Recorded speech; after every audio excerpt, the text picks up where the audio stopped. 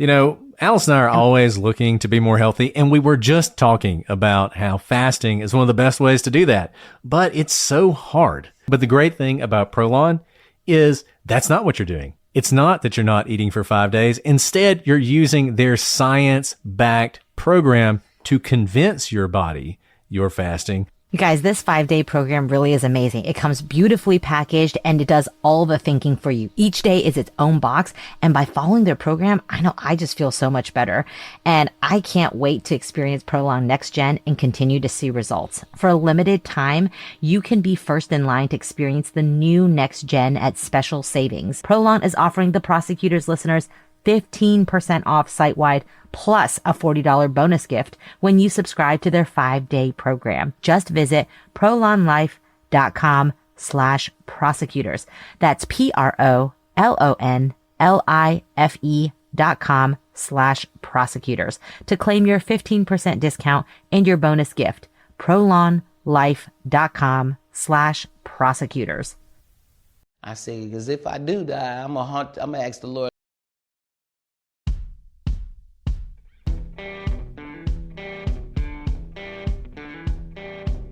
I'm Brett. And I'm Alice. And we are the Prosecutors.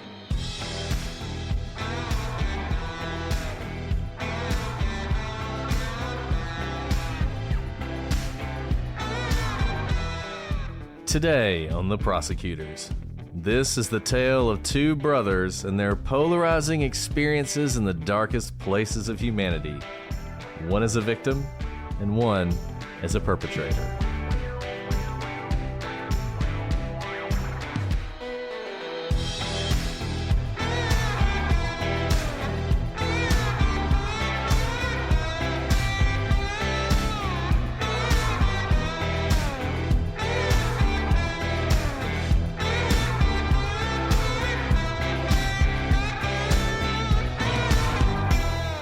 Hello, everybody, and welcome to this episode of The Prosecutors. I'm Brett, and I'm joined, as always, by my divertido co-host, Alice. Divertido. I think it's divertida because I am a female. Oh, I guess it would be. But we're not going to mess with your Spanish because you did a great job, my Alabama boy. Well, thank you. And I actually know what that word means. Thanks. I don't know how fun I am tonight. Yeah, you're so much fun. What are you talking about? Don't let anybody take that away from you, Alice. Divertida, but not a diva. There we go. I worked in my pun. Nice. Oh, goodness. Well, Alice, yes. We have fun. I don't know if that's how I would describe the case that we're going to talk about today. We're going a little dark today. Those of you guys who like to dive into the darker parts of true crime. The story we're going to talk about today is one of the darkest stories that I think we've come across. I mean, they're all sad. They're all tragic. It's true crime. Usually someone is involved in a crime, unless they're doing something like How the Moon is Hollow. But this one's rough. So just brace yourself for the next hour or so, because this is a tough story. I'm sorry. We won't do all the preface before it, but this is one of those cases where if you've had a tough day today, and you guys are all very hardworking people, I'm sure you've had tough days. This is one of those where it really puts everyone's life into perspective, because this family is just hit with so many punches and it never seems to stop. Yeah. And so today we're talking about the Stayner family, and in particular, two brothers who were a part of that family. And their story starts like many American families. Delbert and Kay Stayner, they got married. They settled in Merced, California, which is a secluded town known as the Gateway to Yosemite. Sounds delightful, and I think their life was delightful for quite some time. Delbert worked as a mechanic at a local peach cannery, and Kay stayed home raising the couple's 5 children, 2 boys and 3 girls. But life for the Stayner family was far from idyllic. This would come to a head in December 1972 when 7-year-old Stephen Stayner was abducted in broad daylight. This heartbreaking event would change the course of the Stayner family's lives in many ways, some that no one could have predicted. Stephen would spend the next 7 years held captive by a pedophile, Kenneth Parnell, where he was raised as Parnell's son. Remarkably, Stephen would later escape while also managing to rescue another captive in the process. Though the majority of the Stayner family was overjoyed with his return, his eldest brother, Kerry, didn't share that feeling. Instead, he was jealous of the attention and accolades that Stephen received after his homecoming. This is so sad, guys. If you don't know the story, it's about to get even sadder. So Kerry had been dealing with his own issues since childhood. When he was only 3 years old, he was diagnosed with trichotillomania, a condition in which someone compulsively pulls out their hair. And this actually stuck with him through high school, where you can imagine kids are not very kind. He was ruthlessly bullied. But after his brother was abducted in 1972, Kerry, who was only 11 years old at the time, claimed to have felt overlooked and neglected by his grieving parents. And you can imagine the weight of this as well. His brother's 7, he's 11, he's the older brother, he's the protector. Doesn't matter what kind of sibling relationship you have, there's going to be that dynamic of like, I'm the big brother, even though of course this is not his fault. You can imagine the mental load that comes with the fact that it's a brother, not one of his sisters. So it's like him. And he's, 4 years older than him. Yeah. And I feel like a lot of times in these stories, we forget about the immense psychological burden on the entire family. I mean, obviously we know they're sad. We know that they're brokenhearted, but it's more than that. A lot of times when you have a tragedy like this, the family doesn't survive. The parents don't stay together. The kids who remain have a lot of psychological issues. And so I think you're seeing that. It's one of those underreported aspects of true crime. And this is a case where that definitely happened. Yeah, absolutely.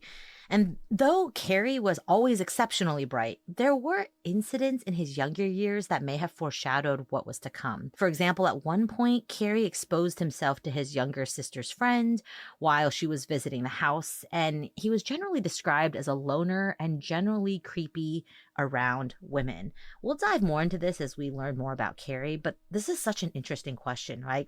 A lot of us ask the question, where do monsters come from? Or how are monsters born? Is it something you're born with? Is it triggered? Does something change in you? And this case brings up kind of all of those really interesting questions. And you begin to see early on, a lot of people can be described as loners and not then lead a horrific kind of legacy that ends up on a true crime podcast, right? A lot of people can have mistakes and do bad things like expose themselves to their sister's friends, depending how old you are, depending in what context, right? Like you guys have heard my terrible story of my 4-year-old child getting kicked out of camp because he spanked another kid's butt, right? Like I don't think he's going to grow up to be, a subject of a true crime podcast, but kids do these things. And so this is not a perfect equation to know that you do these things or you have these characteristics and then you become X, Y, and Z. So I think Kerry's story actually is incredibly interesting. And I can't help but have a lot of empathy as we go all the way back to his childhood and see a lot of the traumas that he endures vicariously through his brother's abduction. Yeah, I would be a loner too if my brother was abducted in broad daylight. I wouldn't trust anybody. Good point. That's a good point. And yeah, and you talk about, just imagine you're 11 years old. You already think there are monsters in the closet. He's experienced the greatest evil that he can imagine. And it is a fascinating story. And as we go through this story and continue to talk about it and you see what happens, that lingering question of, as Alice said, are monsters born or are they made?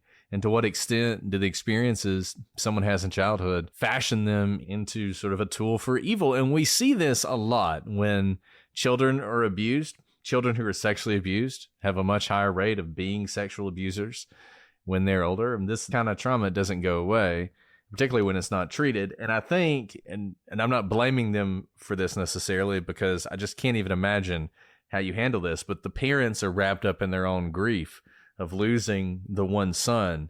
They're not paying attention to the relatively minor problems, probably to them, that their other son is experiencing. Through their early adult years, life for the Stayner brothers became increasingly difficult.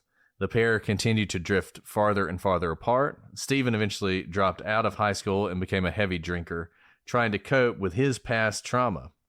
He had been kidnapped by a pedophile and kept captive for 7 years. Can you imagine what that's like? Now, he did go on to get married and become a father, but his life was tragically cut short in 1989. And if there is a reoccurring theme in this story, it is this family endured far more tragedy than any one family should ever be required to undergo. And this is just yet another tragic circumstance. He escapes the situation. He's going through this trauma. He starts to put his life back together, and yet another tragedy strikes him and strikes his family. And you can imagine that Carrie probably felt some guilt. His brother is kidnapped. He's very envious of the attention that he gets when he comes home. He drifts away from him, and then his brother's taken from him. And you never know when that's going to happen. You certainly don't expect that to happen to someone so young. So I don't know if they ever reconciled or not, but that happens in 1989, and Carrie goes into a spiral. In 1990, if all of this wasn't bad enough, Carrie's uncle, with whom he was living at the time and was apparently particularly close, was murdered in his home. 1 year later, in 1991, he allegedly attempted suicide. And in 1995, he spent some time in a mental institute after making concerning comments at work. But nothing could prepare Carrie's family for what was coming in 1999. And as Alice said, and as we've sort of hinted at, this story forces you and will force you as we go through the timeline in these events to consider the roles of nature versus nurture. Was Carrie born a monster, or did this profound impact of Stephen's abduction and many of the things that happened to him through his life influence the path that he would end up on? And the answer is not clear. I don't think this is a question we can answer, and I'm sure there's something in the middle, some combination of the two. And maybe the monster that was hiding in Carrie was only able to escape because of the things that happened to him. But whatever the cause, the result would be as tragic as anything that happened to the Stayner family. Adding to this nature versus nurture issue is we usually get to see this, especially from the prosecutor's perspective, through mitigating evidence of the trauma that the person who's committing the crimes endured and how that impacts them. And obviously we deal with things like victim witness statements, and we see the impact that, a victim's family or even the defendant's own family, like their children, how they're impacted by what's going on. But usually we don't get to be faced with this question so directly, where the direct trauma of obviously the kidnapping by a pedophile and being held hostage for 7 years didn't happen directly to Carrie. But that may not mean that it doesn't have some profound effect on him. It's just an interesting question that I don't think we typically get faced with. So just like all our other cases, I think it's really helpful to walk through the timeline here. We start on a fateful day in December 4th, 1972. Stephen Stayner is 7 years old, and he's walking home from school on Highway 140 in Merced, California, when he comes across a man handing out religious pamphlets. The man approached Stephen and explained that he was looking for donations for his parish, and he offered to walk Stephen home so he could ask his mother about donating. Stephen agrees, and the two begin to walk and talk on their way back to Stephen's home. Now, the pair was then approached by a man driving a white Buick. This man offered to drive the two of them back to Stephen's home since it was a cold and dreary day. And this is actually a pretty good way of duping a 7-year-old, because the initial ask wasn't to ask the 7-year-old to get into a car that he didn't know. He's probably been taught, stranger danger, don't get in a car. He wasn't offered a piece of candy or anything like that. He's just having a conversation. Someone's keeping him company as he walks home. And now, in some ways, he's kind of built this rapport with someone who now doesn't feel like a stranger. So when a real stranger drives up, he's not alone. He's not being asked by himself to go into a car. He's with a friend. He's with a friend who's been walking home with him. And you can see how it's a very smart ploy, because kids are taught certain things, and this one kind of like puts a couple steps in between what you normally teach children, which is don't get into cars with strangers. He's not a stranger. I know this guy. I've been talking to him for a while. We've been talking about lots of things, and he's been my friend. And if he thinks it's okay, an adult usually knows better. So what could be so wrong? I'm not even alone with this stranger. I'm with my friend who's an adult who could protect me. Yeah, it's really clever. I mean, this is a really clever ruse. because you can imagine, as you said, Stephen might not get into the car with someone, but if he's with an adult, what does he have to worry about? The adult will protect him. He doesn't know they're in it together. I mean, this is, stuff like this, man, that's just scary. Scary what people will do. Yeah. And unfortunately for Stephen, this would be the end of life as he knew it. The two men, later identified as Irvin Edward Murphy and Kenneth Parnell, had been working together. And they had devised this elaborate scheme to find a young boy and abduct him in just this way. And their plan worked because Stephen unwittingly got into this Buick. And this isn't like the movies. This isn't like he goes kicking and screaming into a car so some passerby notices a kid flailing. This ruse is very good. Because remember, Stephen is not a baby. He has words. He has physical ability to fight and whatnot. There's still a level of convincing that needs to happen. And you may be thinking, how can you convince him? He's already in a stranger's car. Clearly, he's sensing stranger danger. But I have a 6-year-old. Think about the young children you know. You are usually looking to authority for how to make sense of the world. And you will see that the lying and the role play doesn't stop once Stephen gets in the car. It's not like they pull a bag over his head and all of a sudden he knows something is wrong. He doesn't know anything is wrong for quite some time. What's interesting about this, and this sort of illustrates something that I don't know if there's data to back it up, but anecdotally, if you look at crimes, and typically you think of murderers acting alone, though there's some famous examples of there being more than one person. But I tell you what, when you see these kind of things, these kidnapping, sexual assaults, pedophiles, it doesn't seem like it's that unusual to see people working in pairs. You see that happen more often than you might think. And this is just another example of that. Kenneth Parnell, an employee at Yosemite Lodge, had previously spent 4 years in prison for abducting and molesting an 8-year-old boy, which, also goes to my general theory of this, which is you cannot cure someone who does this. You cannot rehabilitate them. They're going to target children, and they need to be in prison for as long as possible, certainly long enough that maybe they sort of age out of it. And this is not going to be the last time you see this from Kenneth. But he gets out of prison, and now, once again, he is taking action. And he had managed to manipulate his coworker, Irvin Murphy, into believing that he was an aspiring minister who needed to abduct a young boy to raise him in a religious household. Yes, that is what he convinced him of. Now, Murphy was described at the time as simple-minded. I think we would say he's intellectually disabled today. And he believed this, and he agreed to help Parnell with the abduction. Now, Stephen obviously is surprised when Parnell drives past his street.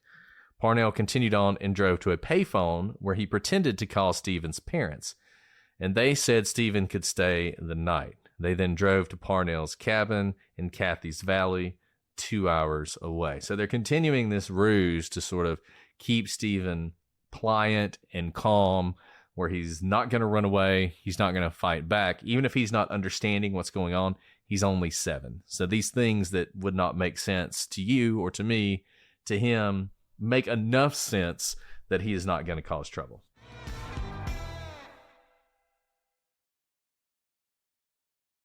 Get this, adults with financial literacy skills have 82% more wealth than those who don't. From swimming lessons to piano classes, us parents invest in so many things to enrich our kids' lives. But are we investing in their future financial success? With Greenlight, you can teach your kids financial literacy skills like earning, saving, and investing. And this investment costs less than that after-school treat. Start prioritizing their financial education and future today with a risk-free trial at greenlight.com/Wondery. Greenlight.com/Wondery. Bombas makes the most comfortable socks, underwear, and T-shirts. Warning, Bombas are so absurdly comfortable you may throw out all your other clothes. Sorry, do we legally have to say that? No, this is just how I talk, and I really love my Bombas. They do feel that good. And they do good, too. One item purchased equals one item donated. To feel good and do good, go to bombas.com/Wondery and use code Wondery for 20% off your first purchase. That's BOMBAS.com/Wondery and use code Wondery at checkout. Ryan Reynolds here from Mint Mobile. I don't know if you knew this, but anyone can get the same premium wireless for $15 a month plan that I've been enjoying. It's not just for celebrities. So do like I did and have one of your assistants switch you to Mint Mobile today. I'm told it's super easy to do at mintmobile.com/switch. Upfront payment of $45 for 3-month plan, equivalent to $15 per month required. Intro rate first 3 months only, then full price plan options available. Taxes and fees extra. See full terms at mintmobile.com. And what Brett said is very interesting because we've talked about recidivism before and also rehabilitation. With violent crimes, the data does suggest that there is like a violent time in someone's life. They tend to be men, usually is when your testosterone is spiking in your 20s and 30s and even early 40s. But usually when you kind of hit middle age and testosterone drops, we see violent crime kind of peter out for a lot of recidivists. That's not something that the data shows or bears out for child molesters. This is very sad, but, you know, in the child pornography, child assault cases that we prosecute, we get these, you know, extensive background investigations on our defendants. And if they're ever caught, it's usually never the first time. And it kind of doesn't matter what age they are. You're going to see it in this case too. But it's not like violent crime where after a certain age, 40, 50, 60, even 70, that desire to violate those laws go away.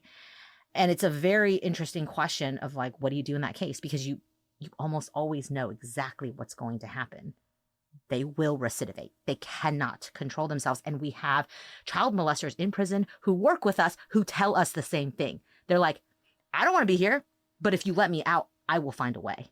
I will find a computer at the library. I will find a burner phone.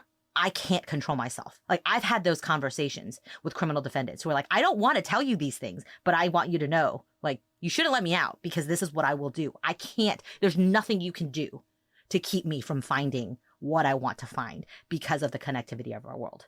So I wanted to put that out there because it is a different kind of crime than the violent crimes we often discuss and who tends to be the recidivists. So now that we are all thoroughly scared and none of us are going to go near the internet with our children, this isn't even the age of internet.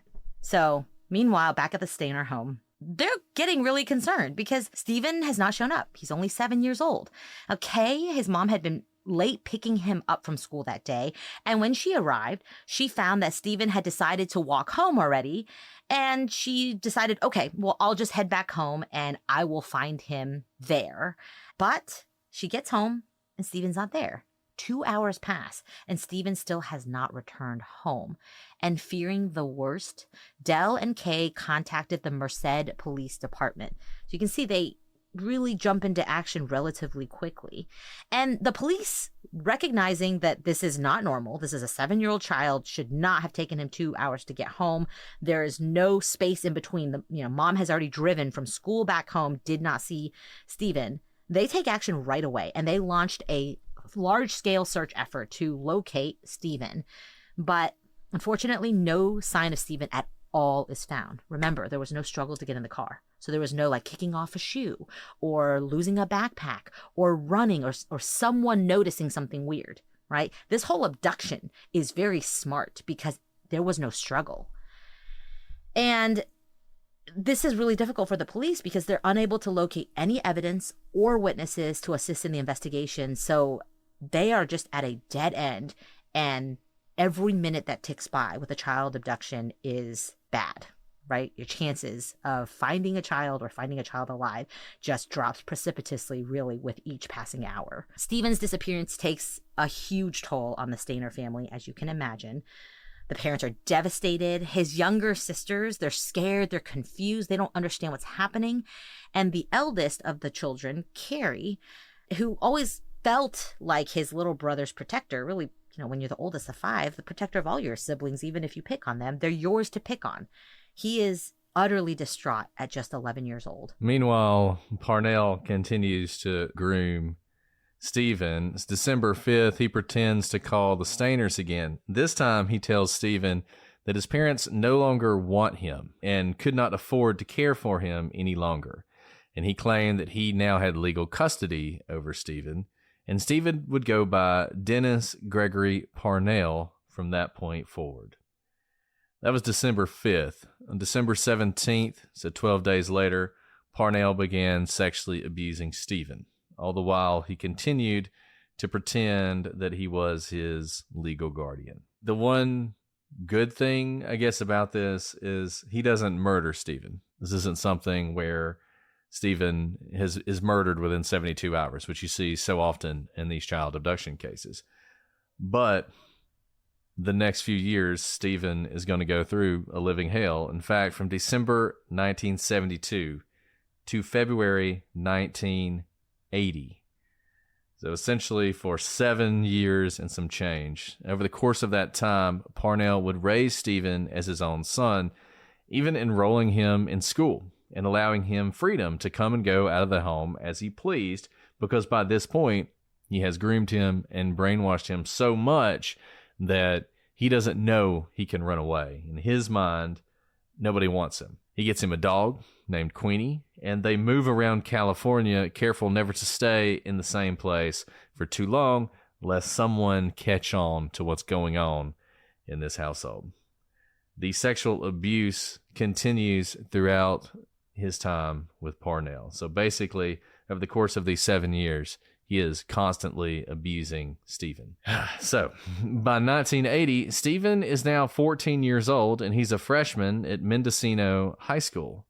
And this is, I don't know, this is disturbing. At this point, he's aged out, essentially, for Parnell.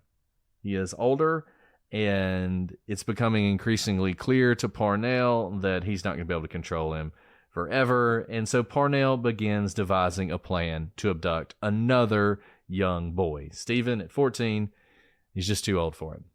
Now, much to Stephen's displeasure, Parnell also enlists his help in the abduction. Stephen is unwilling to force his own fate on some other child, and so he begins to intentionally fumbling several attempted abductions. So repeatedly, Parnell is trying to abduct someone, trying to do this with Stephen's help, and Stephen is intentionally messing up in the hopes that he can protect some other child from falling to his same fate. So the really sad thing about this, right, we talked about the whole nature versus nurture.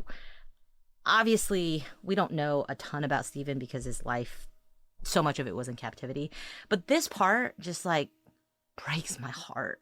We have seen this situation play out with criminal defendants a lot, where he could easily fall into the same trap. Like, let's not be the only victim here. Sure, my life sucks. Let me just help these guys. Maybe I can trade my freedom by getting another victim to take my place, because they don't want a 14-year-old boy anyway. So let me just help them get a younger kid, and then maybe I can buy my freedom this way. Like, he doesn't want anyone to experience the tragedy and the utter horror that he does. And whatever faces him later in life, you know, the falling into alcohol dependence, which, like, if that's it, he wasn't beating anybody, he wasn't torturing animals, he wasn't abducting children, you know, for his own pleasure. Like, my goodness, it really is just so heartbreaking to think that he is making these choices, and the same effect of his abuse, which could have easily broken him, is having a very different effect on his brother. And I'm not placing blame. It's just, I mean, let's talk about who the real, you know, monster is here. It's Kenneth Parnell. But that particular fact, it just always like gets me right in the gut. So take us to Valentine's Day. It's like a cruel day, right? It's supposed to be a wondrous day made maybe by Hallmark that we all celebrate love. And instead, on February 14th, 1980, Parnell is just frustrated with Stephen's mishaps. And so he coerces a local boy, Sean Poorman, into assisting with the abduction with the promise of drugs and alcohol. Basically, he's like, fine, Stephen, you're not going to help me. I'm going to use drugs and alcohol to get someone else to help me. And unlike Stephen, who refuses to help Parnell with his vicious plans, Sean wanted drugs and alcohol. So he agreed, and the pair drove to Ukiah, California. And in an eerily similar scene, they also found a young boy walking home alone from school. I know in one of our Halloween episodes, we talked about the urban legend of like where we get check your trick-or-treat candy before you eat it. I mean, this is just like the poster child of don't walk home by yourself alone. But I don't really buy it. Like, it's so sad that these stories like this make us question everything about the very basis of our society, right? Something as simple as, why not walk home from school? But that's exactly what this young boy is doing. Now, Poorman got out of the car, and this time it's not such a smooth abduction. He forces this young boy into the backseat of Parnell's car, and the victim was Timmy White, and he was only 5 years old. Now, Parnell took Timmy back to his cabin in Mendocino County, and when Stephen got home from school that day, his heart just dropped because he was so sad to see Timmy there, knowing all too well the fate that would meet him in Parnell's care. It was like he'd been transported back 7 years, and he knew exactly what Timmy's life held for him, and it was horrendous. And over the course of the next 2 weeks, Stephen and Timmy grew closer, and Stephen really becomes Timmy's protector as much as he can. Remember, Stephen himself is being victimized this entire time. And Stephen is seeing Timmy go through what Stephen went through 7 years ago. He's watching Timmy pine for his family day in and day out. And he knew what he needed to do. He mustered the energy to do something he hadn't done for the last 7 years. He knew he had to escape Parnell in order to get Timmy home. I mean, how heroic is that? It is. An opportunity strikes on March 1st, 1980, when Parnell got a new job working overnights at the Palace Hotel, which was about 70 miles away from the cabin. So Stephen waited for Parnell to leave for work. And remember, Parnell trusted him. He let him come and go as he pleased. He thought he had him completely under his control. But once Parnell leaves, the two boys make their escape.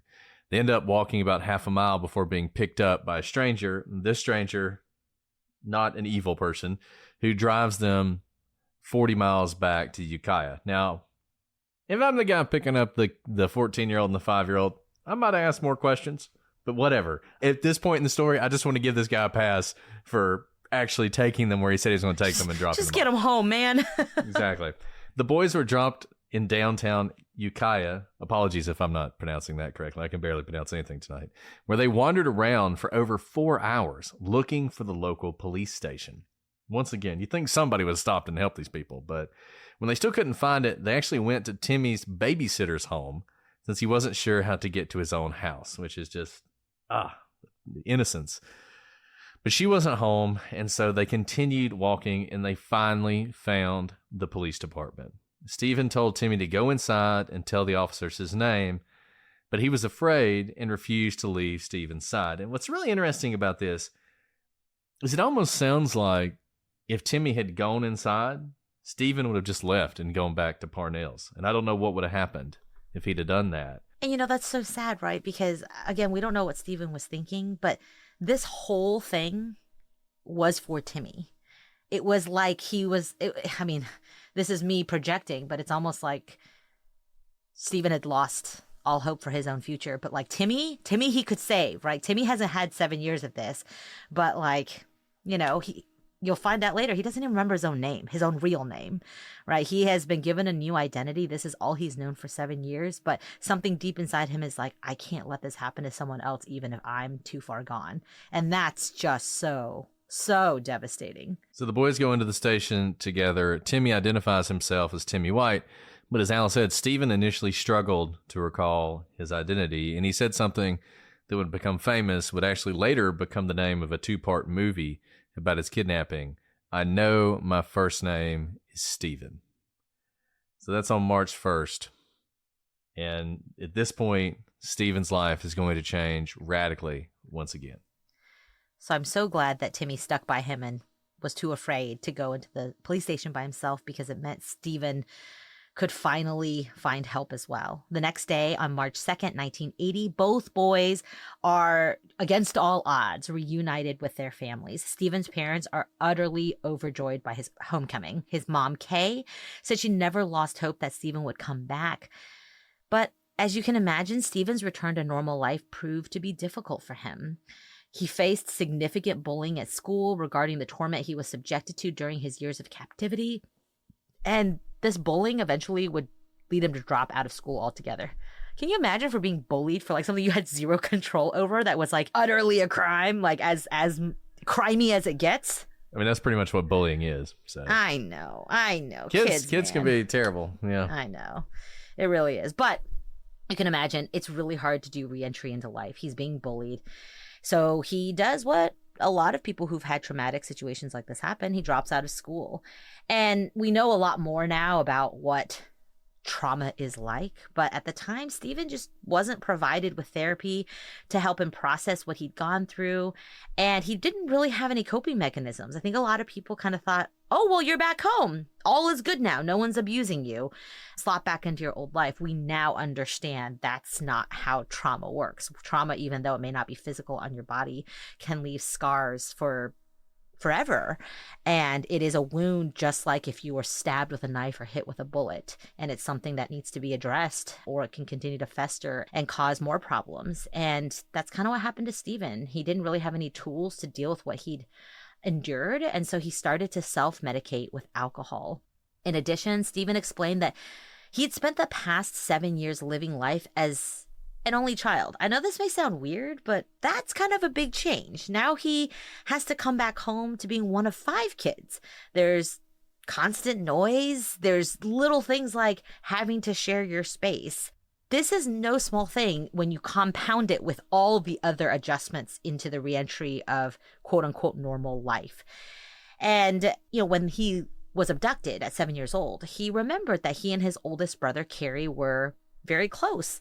But all of a sudden he comes back 7 years later, and not only has, the world around him changed, he's changed, but now Kerry and he are no longer close. In fact, they have a really strained relationship, and Stephen can't quite process this. The last thing he remembered was this big brother who was everything to him.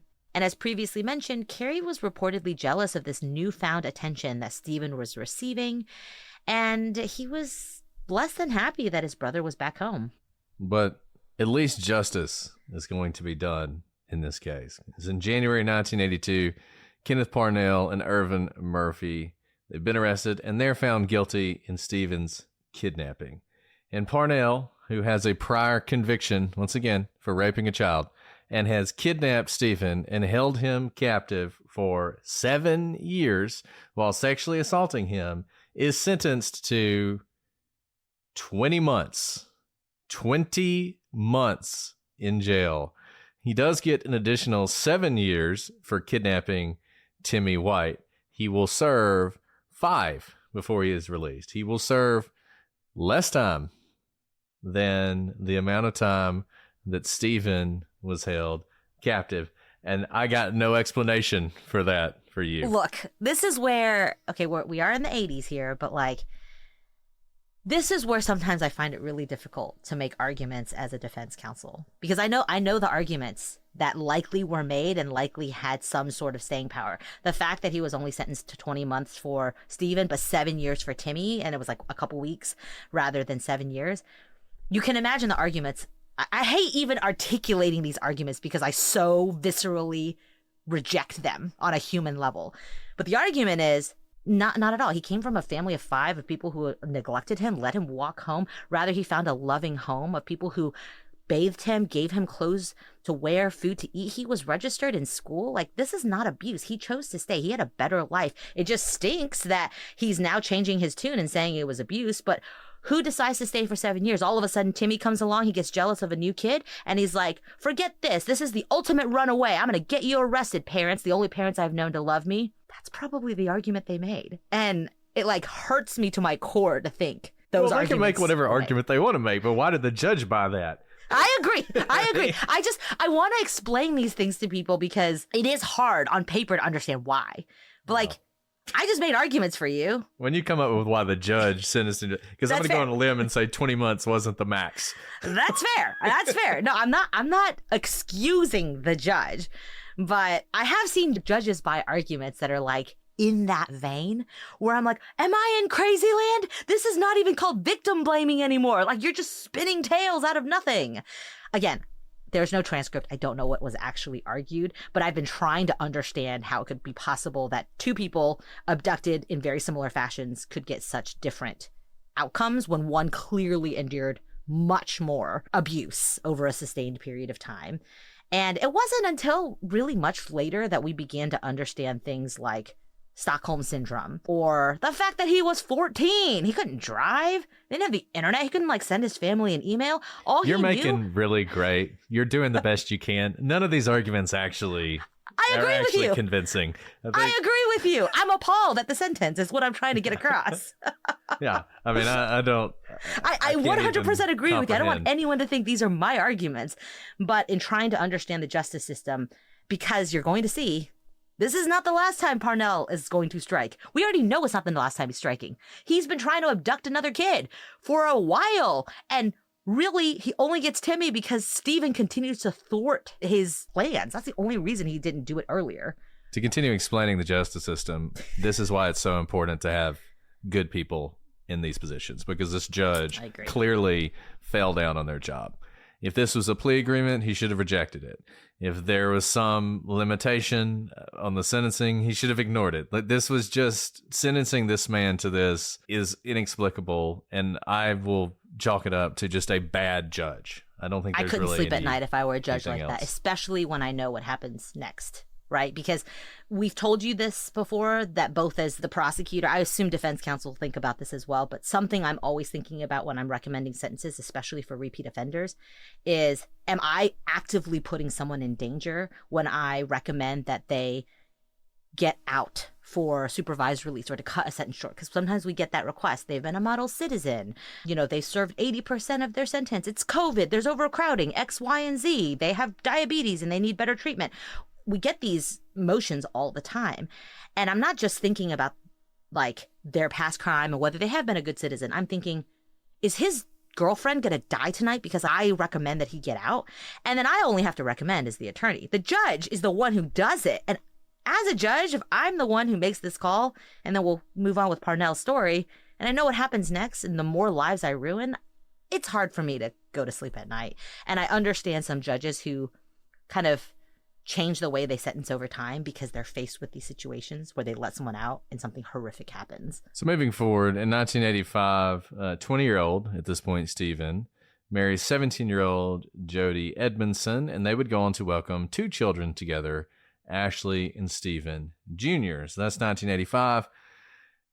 He's got a family now. He's overcoming this trauma. Things are starting to come together. Then September 16th, 1989. Stephen is riding home from work on his motorcycle when a car pulls suddenly onto the highway. Stephen, who was not wearing a helmet, struck the vehicle and was killed from massive head trauma. He was only 24 years old. His life had come to a tragic end far too soon, just as he was beginning to rebuild it. But in the ultimate, life is not fair.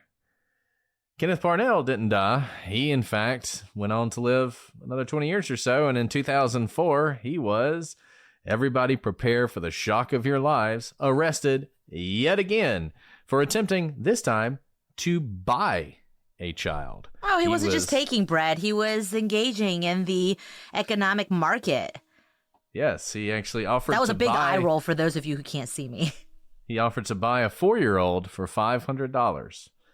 He was arrested and sentenced to 25 years to life, finally a decent sentence in prison. Unfortunately, this time he didn't live much longer, because that would have been nice if he'd have survived another 20 years in prison. He died 4 years later in prison at age 76. And that sort of brings Stephen's story to an end. And I know we've spent a lot of time on Stephen so far, but of course, this story is about the Stayner brothers. And if you thought this story has been tragic so far, it just continues. So let's talk about Carrie. 1997, years after Stephen's death, 8 years later, Carrie gets a job working as a handyman at Cedar Lodge in El Portal, California, which is close to Yosemite National Park. He lived in a small apartment at the lodge above the restaurant. This is worth noting that obviously it's always devastating, well, first to have your brother abducted and held captive for 7 years, but then to get him back and then to suddenly lose him to seemingly a senseless accident, right? It was just a car accident. It was a motorcycle accident. But nothing really comes on the scene criminal history-wise for Carrie during this almost decade. But so he gets this job working at a lodge, and he was by all accounts a good employee during his time at the Cedar Lodge. And there were no reports of anything out of the ordinary, no bizarre behavior, no one calling him a loner, no one reporting like, hey, this creepy guy works here. He was just Carey. In fact, he was reported to be friendly with his coworkers, and he often spent time hanging out with them outside of work. So again, not a loner, sociable guy. People liked him. Nothing to raise red flags. But then this brings us to a couple years later, the late night of February 14th. Also Valentine's Day, 1999, going into the early morning of February 15th. So again, we mentioned this is the Yosemite area. There are a lot of tourists, and there are 3 tourists, in fact. Carol Sund, who's 42 years old, and she's with her 15-year-old daughter, Julie, and their 16-year-old family friend, Silvina Peloso. And after a day of fun and exploring Yosemite National Park, they go back to Cedar Lodge, where they are relaxing and getting ready for bed. At around 11 p.m., they get a knock on the door, and it's Carey Stayner, the hotel handyman. He had his toolbox in his hand, and he claimed he needed to enter the room to fix a leak. Now, Carol, she's like, it's 11 o'clock. This is kind of suspicious, and she even looks around the room for a leak that is purportedly in her room. And when she sees no sign of a leak, she told Stayner that there were no issues in the room and he really didn't need to come in. After all, it's almost midnight. They're getting ready for bed. But Carey was persistent, and Carol eventually agreed to allow Stayner in to make the repairs. Now, things are pleasant at first. Carey pleasantly chats with Carol for a minute, and then he heads into the bathroom where he said that leak was that he needed to fix. But a moment later, he emerges from the bathroom with a gun in his hand that he had hidden in his toolbox. And then what is to proceed is like one of the most horrific crimes I've ever come across. Carey binds and gags all of the women, and he ensures them that he's just there to rob them. Don't worry, no one's going to get hurt. Just want your money. He puts the 2 young girls into the bathroom, and Carol is left in the main part of the room where he strangles her to death and then drags her body outside to put in the trunk of her rental car, which is a 1999 Pontiac Grand Prix. So obviously, this wasn't like a robbery gone wrong. The very first thing he does is to separate the women to take care of them one at a time. The first thing he does, of course, is to kill the mom. When he returns to the room, the girls don't know what's going on. They're still in the bathroom. So he separates the 2 of them, and he sexually assaults Silvina, a family friend. And as if that's not enough, he decides she has to die too, and he strangles her. And he drags her body out and puts it in the trunk along with Carol's lifeless body. And maybe you're thinking, okay, he's had enough. He's killed 2 women, sexually assaulted a 16-year-old girl. Surely he's done for the night. No. He goes back into the hotel room and he brings out Julie, the 15-year-old, and he sexually assaults her until around 4 a.m.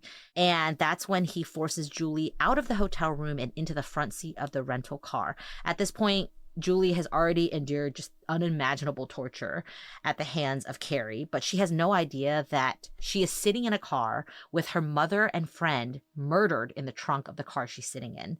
And after they drive around for some time, Carey pulls into an isolated parking lot in Moccasin, California, and he gets out of the car and still no mercy. He carries Julie to the top of the hill at Don Pedro Reservoir, which is sadly a beautiful overlook, but it is not a beautiful ending for Julie because he slits her throat, and it's not just a mere flesh wound.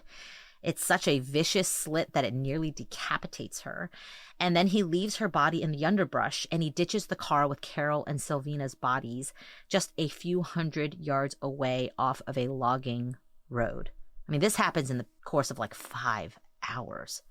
3 brutal, brutal murders, 2 horrific sexual assaults, and just utter disregard for life.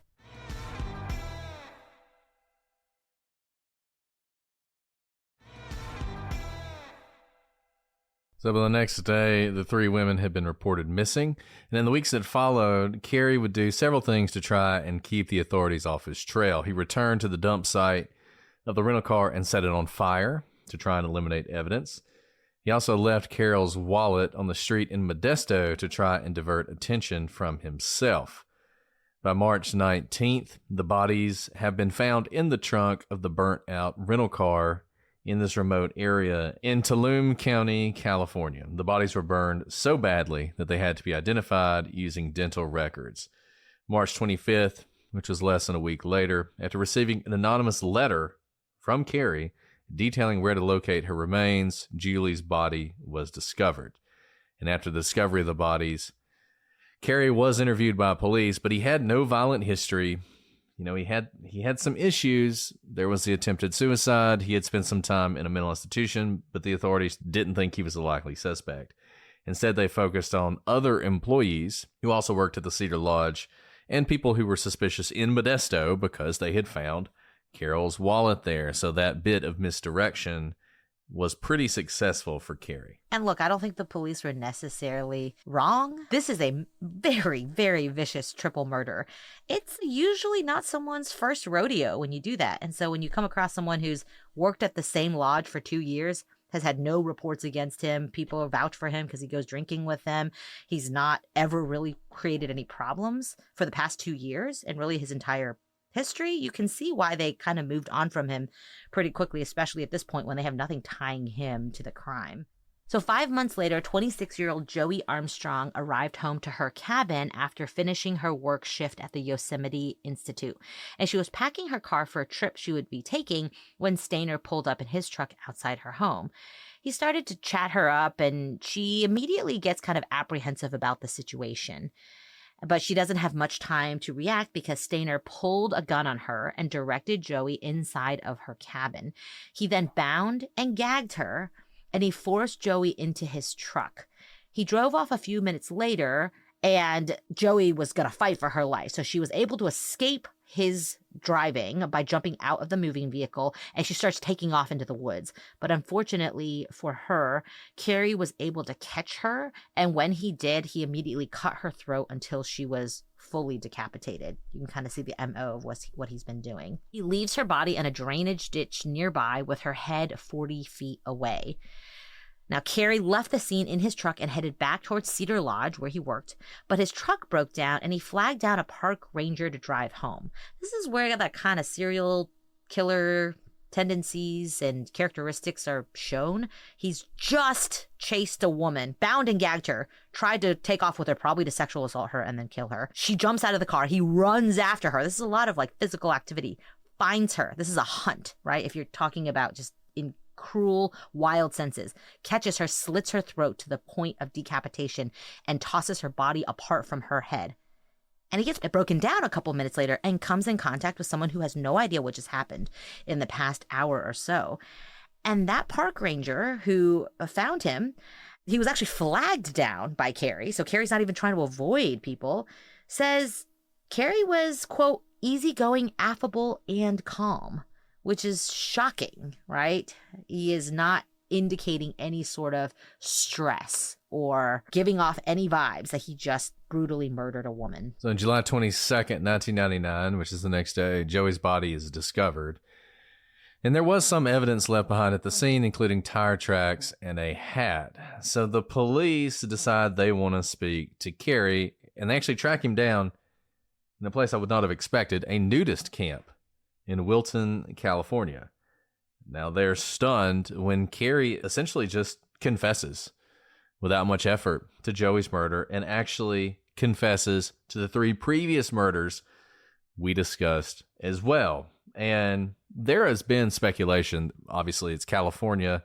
There are a lot of unsolved murders in California. There's been a lot of speculation about his involvement in other crimes that happened earlier in the 90s. It's obviously possible he was involved in some of those. He's never been directly tied to any of them. But it is interesting that he just immediately confesses to these 4 murders when it's not clear that he was put in a position where he had to. So I'm not entirely sure whether or not he did commit earlier crimes. As Alice said, this is a brutal crime to be your first, but I mean, not to be flippant about it, but you got to start somewhere, right? And I think one thing that is a myth to a certain extent is that people don't commit crimes that are pretty awful for their first crime. We see people say that a lot, but we see exceptions to that to the extent it is a rule a lot as well. And he would go on to explain that he had fantasized about murdering women for years and finally just gave in to his urges. And he did not have a motive that he could offer. He said these women were in the wrong place at the wrong time. He said if he could take it back, he would, that he really, could not explain why he did it, that it was entirely senseless. He just didn't even have a reason, which is not satisfying to anyone, but honestly is something you hear repeatedly from people who commit crimes like this. They can't really give you a reason beyond this just urge to be violent as to why they did what they did. There's some interesting little twists here in the legal proceedings that follow. On August 6th, he will plead not guilty to the murder of Joey Armstrong, which is to be expected. Initial show up, plead not guilty, work out your deal, which he does. In September 13th, 2002, he changes his plea. He enters his guilty plea for the murder, and he has an agreement that gives him a life sentence without the possibility of parole, avoiding, for the moment, the death penalty. But what is strange about this is while this is all going on, there are the other 3 murders that are being charged as well. And I'm not sure if it's just a different jurisdiction and a different prosecutor and a different view on the murders because there's 3 of them, but a similar deal apparently is not offered. And in fact, he will plead not guilty by reason of insanity for the murders of Carol and Julie and Silvina Peloso. He goes to trial on this claim, and July 22nd, 2002, the jury will hear the taped confession in which Stayner describes how he brutally murdered Carol, strangled the 16-year-old Silvina Peloso in a motel bathroom, and then sexually assaulted Julie for hours before brutally cutting her throat. These are the kind of facts that are going to make it difficult for any jury to find someone not guilty, even if it is by reason of insanity. So obviously he goes to trial and he does put up a defense. So on July 24th, 2002, the defense tried to argue that this confession the jury just heard had been coerced.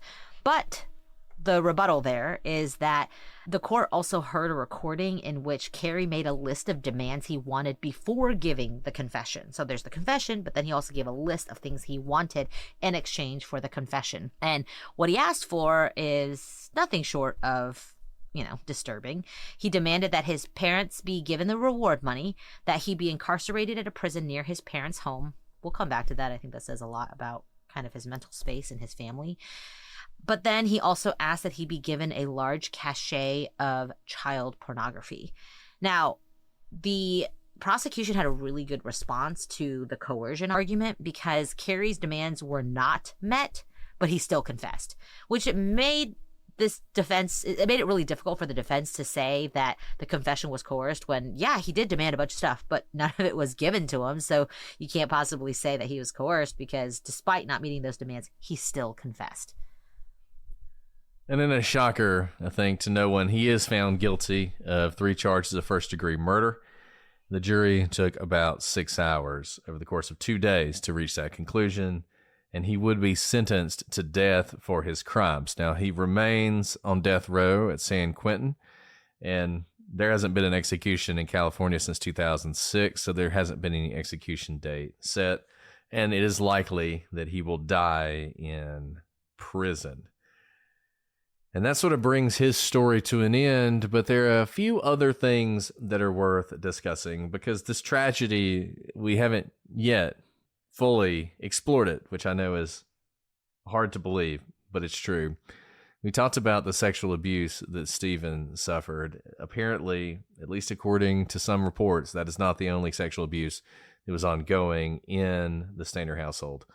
It has been reported that there was actually a long history of sexual abuse, including by Delbert Stayner, who was the father of both boys. He had reportedly been sexually abusing his 3 daughters, and he was actually forced to complete court-ordered therapy in 1986 as a result of these allegations, which I think tells you, number one, they are probably true, and number two, once again, I don't know why it took us so long to decide that sexually abusing children is a crime for which one should go to prison for long periods of time, but apparently he was able to get away with just some court-ordered therapy. And Carrie's defense attorney would make claims that he was sexually abused by his uncle. Remember, he was living with his uncle at the time of his uncle's death, and his uncle had previously been convicted of child molestation, which brings us to the death of his uncle and some questions about that event. Right. So you remember we told you that the uncle, Jesse Stayner, was murdered in his own home in 1990. Now, Jesse had come home at lunchtime and he was shot with his own shotgun when he apparently walked in on a burglary. At least that's what it looked like. Jesse, as we've said, was the uncle of Carrie, the one who is Carrie's defense at least alleges sexually molested Carrie. And Carrie had been living with him at the time of the murder. Now, Carrie was questioned after his uncle's murder, but he was cleared as a suspect initially. And we don't have much more on that case, but it does remain unsolved to this day. I totally think he did it. Yeah. I think if you look at the timing, so his brother dies in 1989. This is in 1990. At the time, the police had no reason to think Carrie was violent or anything else. And they chalked this up to just a simple burglary gone wrong. And maybe it was, but I think what likely happened here was that the death of his brother and the emotions there and the fact that his uncle most likely was sexually abusing him came together in this moment where he murders his uncle. And I think that was his first murder. And then he goes on to do these other things later. And you'll never prove that, obviously, unless Carrie admits to it. But given the circumstances, I think it is likely that he is the one who killed his uncle. You know, you can imagine, whereas his later murders come out of this, desire to abuse and murder women, as he has articulated, this doesn't fit that mold. But you can imagine what his brother's death might trigger if, in fact, he was living with his uncle who was molesting him. In a lot of ways, his life was paralleling what Parnell did to Stephen for those 7 years. And he sees his brother basically escape this tragic hostage situations only to be met with a senseless death. And maybe he was like taking matters into his own hands in the same way that it wasn't until Timmy came along that it sparked Stephen to be able to like do the thing to save himself, right? So you can imagine this kind of ties in. So I agree with you. I think the fact that it's still unsolved, that he was living with Carrie, that there's these allegations, which the allegations haven't come from police reports, so they would have had to have come from Carrie telling his defense attorney this, that his uncle molested him, all seems to point to Carrie doing it. Another strange aspect of this case that you may have picked up on is maybe random, maybe not, and that's Valentine's Day. Timothy White was abducted by Parnell on Valentine's Day in 1980, and this is what prompts Stephen Stayner to start planning the escape. After 7 years of abuse, he sees Timmy. He cannot imagine letting Timmy live the same abuse that he still has. And from that day is when he gets basically the oomph and the courage to save Timmy and in the process save himself from Parnell. And obviously it's not the same person, but interestingly, Carrie Stayner would later commit that triple murder on Valentine's Day night in 1999. Might just be random. I think I've seen psychologist reports say that Valentine's Day in particular, because of what it stands for, happiness, loves, having someone in your life you care about, can be a trigger for people who are perhaps already on the edge of something like this. So, I don't know, think about that before you make plans to go out on Valentine's Day. And look, this is a terrible case in so many ways. It's a fascinating case if you can sort of separate yourself from the tragedy, which is very difficult to do.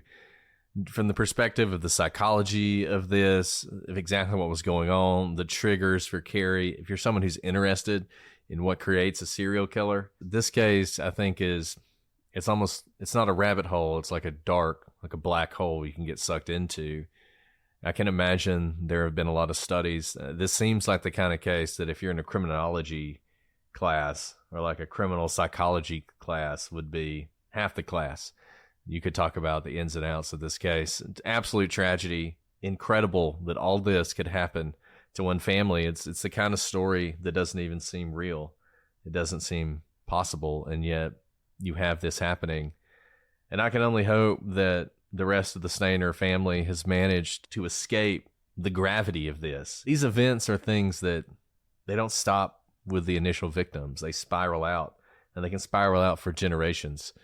And I hope that it hasn't happened, because this group of people deserve some peace after everything that's happened, and so do the victims of Carrie. Well, that was a terrible one, Alice. I'm not sure why we do this. Do you want to do some questions to try and lighten the load? I think here? we need to. We do. I'm so sad. I know. I'm so deeply sad, because Carrie's story in and of itself could have been an entire podcast, and then Stephen's story could have been an entire podcast. Timmy's could have been an entire podcast. And for them to all be interconnected is just like tragedy upon tragedy. It really is. And we'd love to hear your thoughts on this case. Shoot us an email, prosecutorspod@gmail.com, @prosecutorspod for all your social media. Prosecutorspodcast.com is our website. Check us out there as well. And if you leave a 5-star review on Apple, or really anywhere else, but particularly Apple is where we see them most. If you leave it somewhere else, email it to me.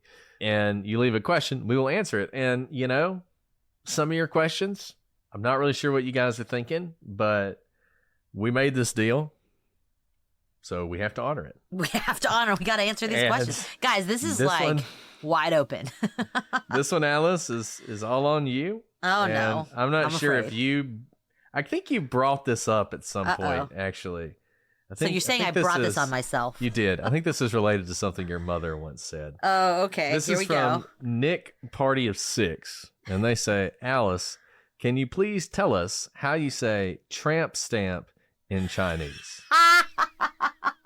This does come from a story that I said. For those of you who may not remember this story, I don't remember in what context I said this, but I know exactly what I said. Was my mom, I mean, I don't think I needed a lot of parenting. I was pretty strict on myself, but her immigrant parenting style was, you can do whatever you want. You can get a nose ring, you can get a tongue ring, you can get tattoos, you can get a tramp stamp, but whatever you do, I will do it too. And so that was the context. And so I did not get any of those things, because it was horrifying as a 15-year-old to think that your mother would be walking around with a butterfly on her lower back and showing it to your friends. Not that I really considered that, but she made sure I didn't. So that's the quick story. You want to know something funny? So I only speak Mandarin to my mom, like growing up and still.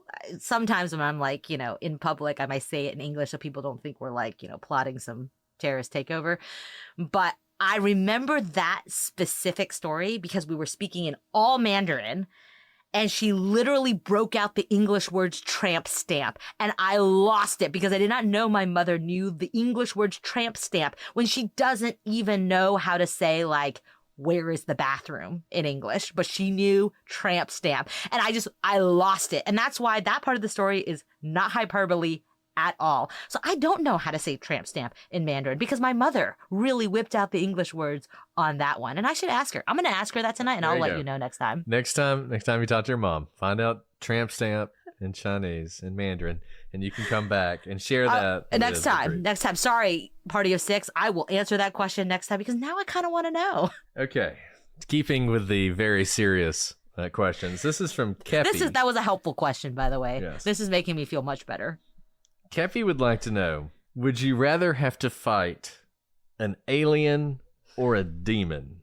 Assuming both are hostile. This is a hotly debated one in my friend group. Wow, that's dark. Brett, I think I know which one you would do. I don't know. Why don't you answer first? Well, I mean, I think I would rather fight a demon, right? Because we have tools to fight a demon. We don't have tools to fight an alien.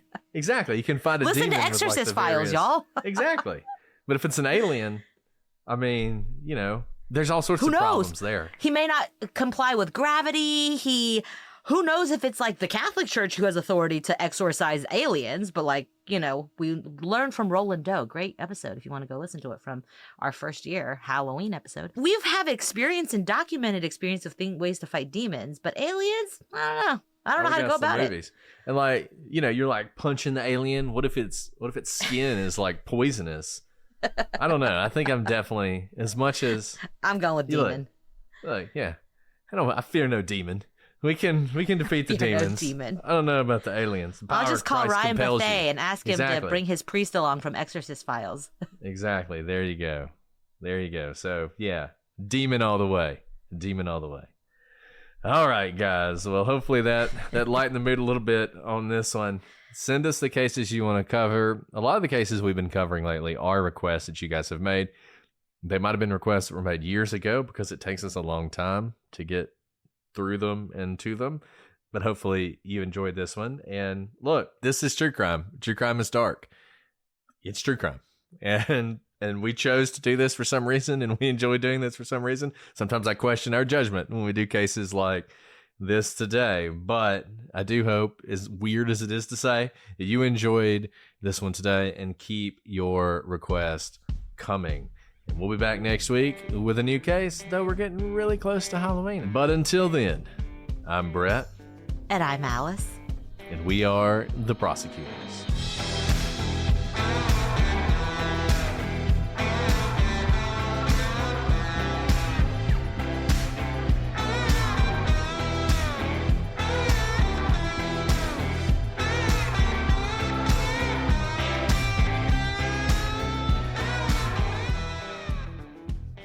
Okay, let's see. For anyone who's following, I wanted to report that 2 weeks ago, throw-up immunity did not reach us on the first week of school, so we are back into round 2 of stomach virus. I have the monitor with me because I fully expect 1 to 3 children throw up tonight. I just wanted to bring you guys into my reality in case you're there with me, because I welcome it. Hey, Heather! Heather's here.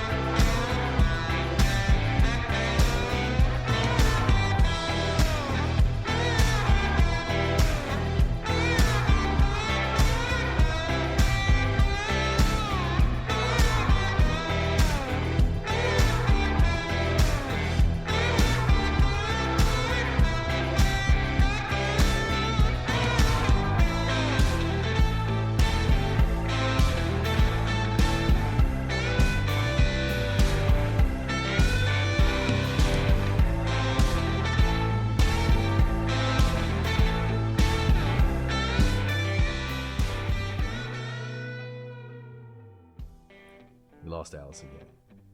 Alice is dealing with some poor sick children. So it's just we're all just gonna have to suffer through together. You know, everybody give Alice a hearty love you when she comes back. It's her dedication to you guys.